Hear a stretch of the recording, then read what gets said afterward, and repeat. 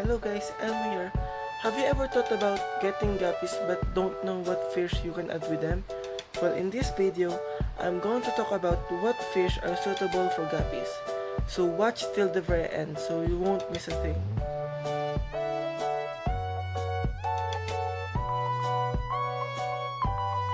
First, we have the mollies. Mollies are very similar fish to guppies because they are both live bearers, meaning they don't lay eggs, they give birth to live babies. Mollies works well in peaceful community aquariums. If kept healthy, mollies can live up to 5 years. They also like aquarium temperature of 75 to 80 degrees Fahrenheit. A molly fish needs at least a 10-gallon aquarium. This size will be suitable for up to 4 mollies, depending on the species that you are going to get.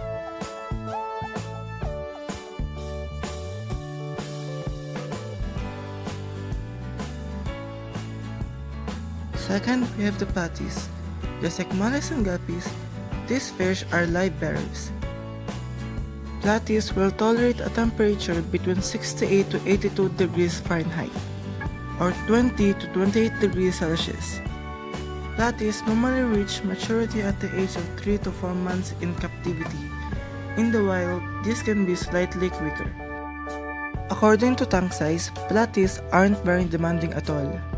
You can keep 4 platies in a 10-gallon aquarium. They also work well in a community tank.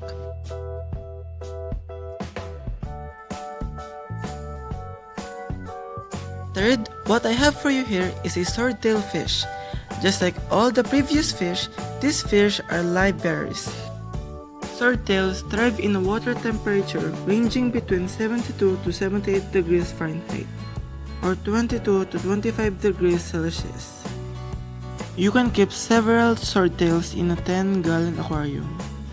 But if you are planning on breeding, I recommend having at least a 20-gallon aquarium, for these fish are active swimmers and they love to swim around very fast. These fish are also community fish.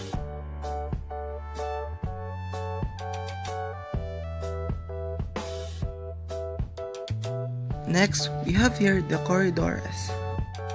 Corydoras' lifespan is up to 10 years if kept healthy.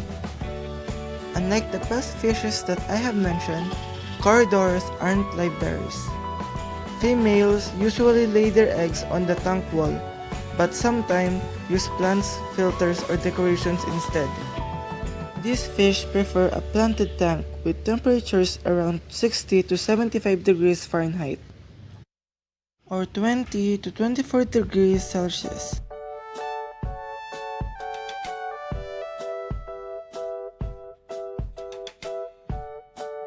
After the Corydoras, we have here the plecos.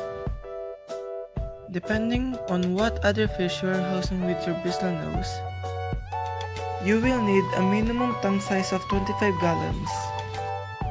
According to tank size, platies aren't very demanding at all. You can keep 4 platies in a 10-gallon aquarium. They also work well in a community tank.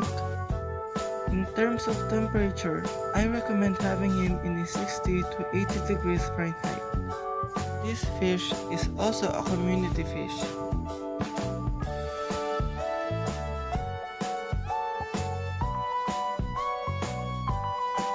Next, we have here the autosynclus catfish. This fish prefer a stable pH, which is neutral to slightly acidic, 6 to 7.5, and a water temperature of between 72 to 82 degrees Fahrenheit. Autosynclus catfish are social fish. Because of this, you will need at least 6 in your tank. 10 to 15 would be better. They lay adhesive eggs and do not guard them. This is in contrast to many other loricariids where the male builds a nest and guards the eggs. This fish lives in shoals or schools. Autosynclus catfish are able to breathe air. If you only want to own 6 autosynclus catfish, a 10-gallon tank will be okay. These fish are also a peaceful fish.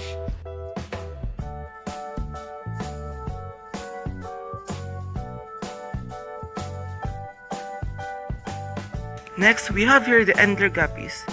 They can be kept at a temperature between 74 to 84 degrees Fahrenheit. You could keep 6 to 8 in a 5 gallons, provided it has the length of a standard 5-gallon tank.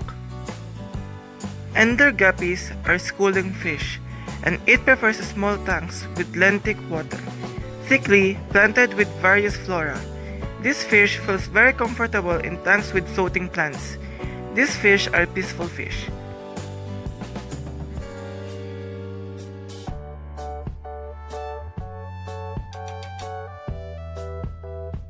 Next, we have here the Harlequin rasboras. The temperature range of the Harlequin rasbora is usually cited as 72 to 81 degrees Fahrenheit. The Harlequin rasbora will live in an aquarium in waters ranging from a pH of 6 to 7.8.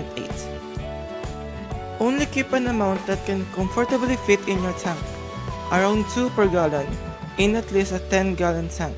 These fish are peaceful fish.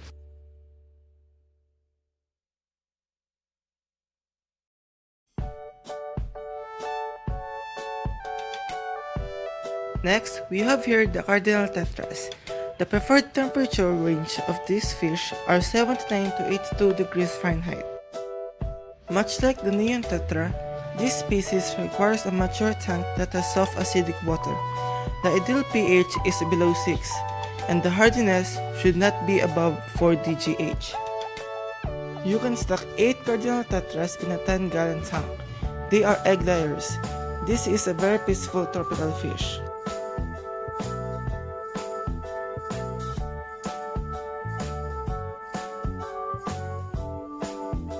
Next, we have here the shrimp. They prefer a clean water and rough temperature of 57 to 86 degrees Fahrenheit. The pH for red cherry shrimps should be slightly acidic, from 6.2 to 7.3. This range will maximize health, color, and egg hatching rates. Shrimp can be housed in aquariums as small as 5 gallons. However, 10 gallons is more common and recommended. They are a great addition to a tropical community aquarium.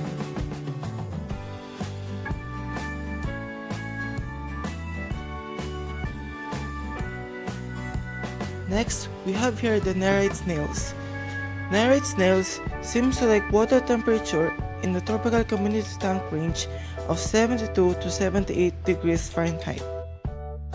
Narrate snails require pH between about 7 and 8.7. The lower end of the spectrum, and upon keeping narrate snails, the pH should not drop below this value. 1 or 2 snails in a 10-gallon tank will avoid overstocking. They will not eat aquarium plants.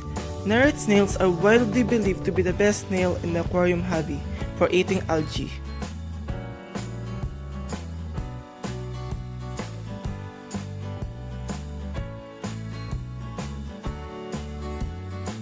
Next, we have here the coolie loach. A temperature range of 75 to 86 degrees Fahrenheit is good for them. They natively live in a tropical climate and prefer water with a 5.5 to 6.5 pH, but will tolerate 7 pH in aquaria, a water hardness of 5 dgH.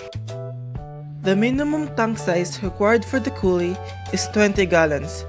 They prefer being in groups of 3 to 5. But they're mostly nocturnal, so you might not see much activity from them during the day. That's why they make perfect tank mates for guppies.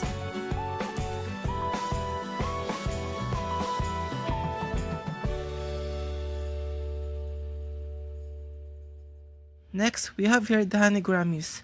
The honey Grammy is a bubble nest builder that uses plants to help bind together the bubbles. The water level should be reduced to 8 in during spawning, and their temperature should be approximately 28 degrees Celsius or 82 degrees Fahrenheit, and with a pH of around 7. The honey gourami is generally considered to be a non-aggressive community fish. That's why they make a perfect tank mate for guppies.